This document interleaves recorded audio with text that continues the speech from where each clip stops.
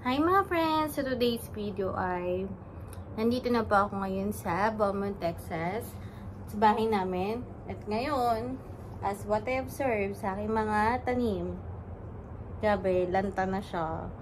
Wala kasing dilig-dilig at tapos lumalamig na kasi ang panahon.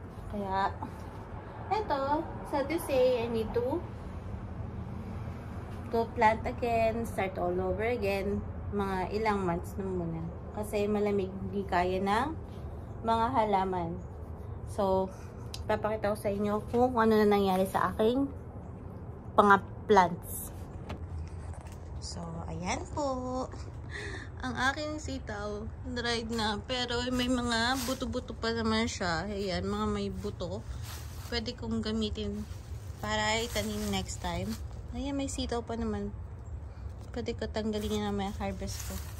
Ang aking bawang. Ayan, medyo okay pa.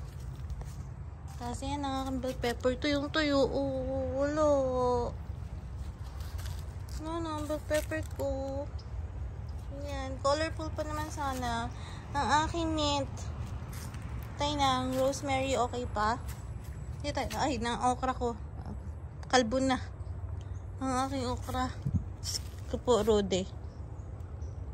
Puro matigas na. May pangbinhi na naman ako. Aking kamote, 50-50. Ang aking patatas, question mark. Oops. Aking avocado, okay naman. Ito, ginger. Okay. Ayan, patay. Ito, wala. Ang green beans, wala na. Ayan. So, marami akong gagawin ngayon dito.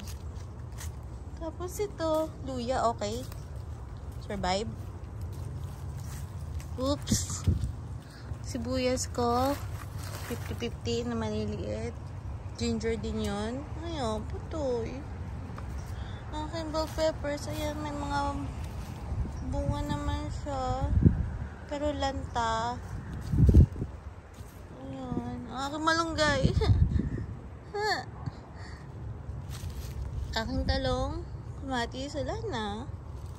So, ayan, ang aking garden today. So, start all over again, Jane.